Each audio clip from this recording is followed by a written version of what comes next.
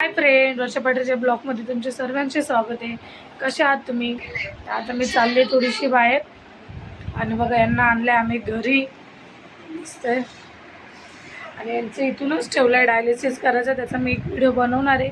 8 दिवस झाले, 8-9 दिवस झाले. काय हालत झाले सांगू तुम्हाला. माझे डोळे बघा, असं वाटतंय ना मला एक दिवस झोपूनच राहू, पण काय करू, टाईमच नाही. आता यांना आम्ही घरी आणलं.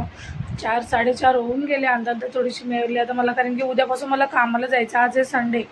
तर त्याच्यानंतर मग मी एक काम करू, सकाळी माझ्या गोधड्या वगैरे पाठवून दिल्या होत्या, त्या सर्व धुवून बघत ठेवा, कारण की हॉस्पिटलमध्ये होते अख्खे चादरी वगैरे त्या धुतल्या. त्याच्यानंतर मला बाहेर जायचं आहे, कारण की का सामान वगैरे मला आणायचं आहे. उद्यापासून कामावर जायचं आहे. 8-9 दिवस झाले सुट्टी झाली माझी, म्हणजे बघायला तर 8 दिवस तर सुट्टीच झाली. त्याच्यानंतर अजून 2 दिवस असेच हाबडे पण करून मी घरी आलेली.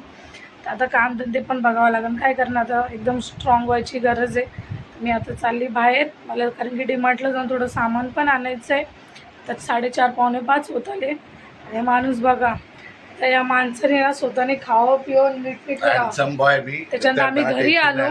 घरी आता त्याच्यानंतर यांची ही पट्टी लावली होती ना, आणि यांच्या दाढीमुळे ती पट्टी सारखी निघत होती. पट्टी चेंज केली, आम्ही यांची दाढीच काढून टाकली. घरी माणसाला बोलवलं होतं, त्याने अख्खी दाढी वगैरे काढून ती, कारण की ती पट्टी सारखी निघते. ती पट्टी एक टायमाची 700 रुपयाची पट्टी आहे. मग ती सारखी कोण नाही करेल.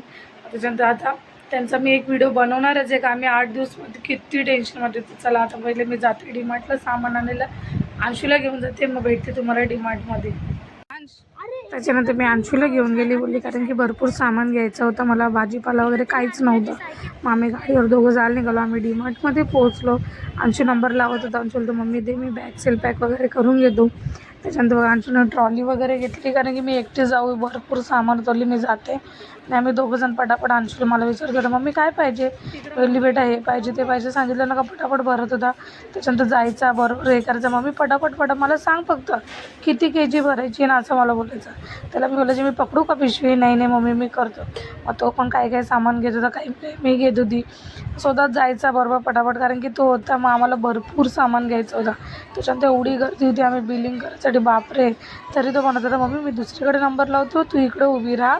एवढी गर्दी बघा, भरपूर गर्दी होती. संध्याकाळचा टाइम, सामान सब संपलं होतं माहिती आहे तुम्हाला. एवढा 8-9 दिवस हॉस्पिटलमध्येच फिरत होतो. काय रे बेटा, त्याच्यानंतर काहीच नव्हतं पूर्ण. मग त्याच्यानंतर मी सकाळी पूर्ण साफ वगैरे केलं, डबा वगैरे घासून ठेवले होते. आता डीमार्टवरून सगळं सामान आणलं. आणि चॉकच बघा, कारण की का आज माहिती आहे का, मी नाही तर मी 29-30 तारखेलाच मी डीमार्टमधून अख्खं सामान भरते. पण काय नाही, मला एवढे ॲडमिट होते, त्याच्यानंतर मी एवढं लक्षही नाही दिलं. त्याच्यानंतर एवढं काय नव्हतं. आता उद्यापासून मला जायचं आहे कामाला. तर मी बोलली पहिले आता राशन अख्खं भरून ठेवलं, जे टेन्शन नाही. आणि तुम्हाला ती भाजी पण आणल्या मी. बघा ना, मी ज्या भाज्या जिंदगीत पण खाल्ल्या नसतील ना, दिसतंय तुम्हाला, अशा भाज्या आणल्या आहे. दुधी, त्याच्यानंतर कॅबेज वगैरे आणलं, सलाड आणलं, हे काय म्हणतात त्याला, काय बोलतात, गिलका. ह्या अशा सर्व भाज्या आणल्या ज्या आम्ही कधीच खाल्ल्या नाही आहे, माहिती आहे तुम्हाला. पण काय ना, तर यांच्यासाठी आमचं स्वतःचंही डाईट पूर्ण चेंज करावं लागेल. आणि त्यांचंही डाईट, आम्ही तरी एखाद वस्तू बाहेर खाऊ शकतो काही खायची असली तर, पण ते नाही खाऊ शकत. म्हणतात ना, खूप म्हणजे खूप लाईफ डिफिकल्ट असते बाबा खरंच. मग आता मी काय केलं, हे अख्खा सामान भरून घेते, दळण वगैरे चक्कीत टाकलं आहे. आणि तोपर्यंत मी आहे ना, आता त्यांना बोलली मी तुम्ही एक काम करा, तुम्ही आहे ना तुमचे ते हातपाय त्यांचे थोडेफार चणकतात, कारण की बॉडी त्यांची पूर्ण विकनेस होऊन गेली. त्यांना बोलली मी तुम्हाला हातपाय वगैरे दाबून देईन, तुम्ही एक भाकर खाऊन दाखवा. तर बघू आता मी पीठ टाकलं आहे दळणाला, तर खातात का नाही. मला बोलतात ठीक आहे, बोलली एवढीशीच टाकून दे आणि खाऊन दाखवा मला. मग थोडीशी डाळ वगैरे त्यांना बनवून देईन. चला मी पटापट सामान भरून घेते. काय रे बिट्टू, हां. आणि हा पोरगा सकाळचा आज असाच फिरत होता, कारण की यांना पण म्हणजे डिस्चार्ज करून घरी आणायचं होतं. त्याच्यानंतर याचे पण आंघोळ वगैरे बाकी होते. आता याची आंघोळ घालून देते, कारण की आम्ही त्यांना घेऊन आलो. त्याच्यानंतर मम्मी खाऊ नाही आता नाही. मग त्याच्यानंतर बोलली पहिले सामान वगैरे भरून घेते, उद्या अजून परत धावपळ कामाची होऊन जाईल. चला मग मी पटकन आता सामान भरून अंशूची आंघोळ घालून मग भेटते पटापट. आता बघू, मी एक भाकर बनवली आहे, डाळ बनवली आहे, खातात का हे बघा. आणि पहिल्यांदाच ते मला बोलले होते, पण किती त्यांना हे बोलली तुमच्या हातपाय दाबून दे, नाही करीन ते करीन. बघू आता खाता का नेऊन देते. चला, मीठ पण दिलं आहे मी तुम्हाला किंचित. काकडी नाही, भाकर खाऊन दाखवा. भाकर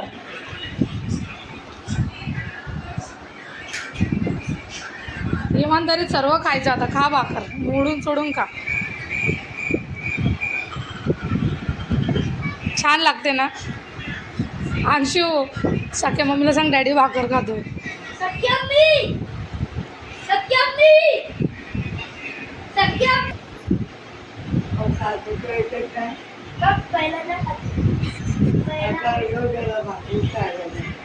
चांगली लागते ना भाकर.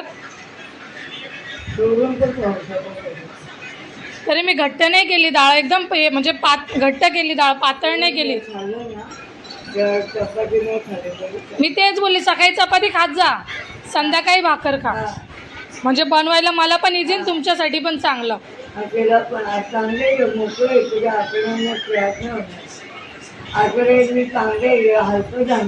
अख्ख्या 2 भाकरी संपवल्या माहिती तुम्हाला.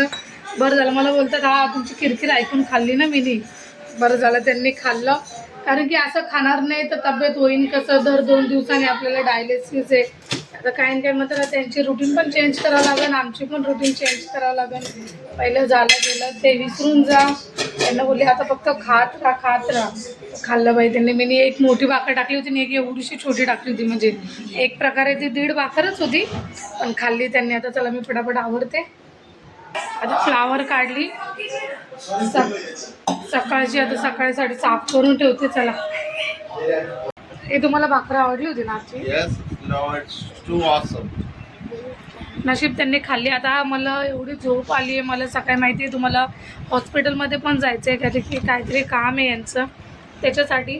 तर मला लवकर उठून पहिले ते काम पूर्ण करायचं आहे, त्याच्यानंतर कामावर जायचं आहे. तरी पण अंशूचं चालू आहे बघा, मला 10 मिनटं मग मी बाहेर घेऊन जातो. बोलले जाऊ दे, 8 दिवस बोलली बाहेर होती हॉस्पिटलमध्ये. तो घरी होता, त्याच्यानंतर त्याला पण आम्ही भरपूर हॉस्पिटलमध्ये मिस केलं. तरी यायचं संध्याकाळी भेटायला. रोज संध्याकाळी त्याच्या आजी संगती यायचं, रोज संध्याकाळी सर्व यायचे ना, मग तो पण यायचा. पण काय ना, त्याने कॅन्टीनचं बिल जास्त वाढवलं, कॅन्टीनमध्ये जास्त घुसायचा तो. तो बोलतो मम्मी आता मला 10-15 मिनटं बाहेर घेऊ. तर तो बोलली ठीक आहे चल. पण बरं झालं जाऊ ते, पण यांनी खाल्लं ते एक बरं झालं. चला आता भेटू तुम्हाला नवीन ब्लॉगमध्ये. भरपूर दिवस झाले ब्लॉग पण शूट करता येत नव्हता, काहीच नाही, कारण की टाईमच भेटत नव्हता. अवतार बघा आमचे कसे झालेत, असं वाटतंय ना. अवतार बघा आमचे, याचं तरी ठीक आहे, पण माझं बघा. चला भेटू तुम्हाला नवीन ब्लॉगमध्ये. तोपर्यंत बाय बाय.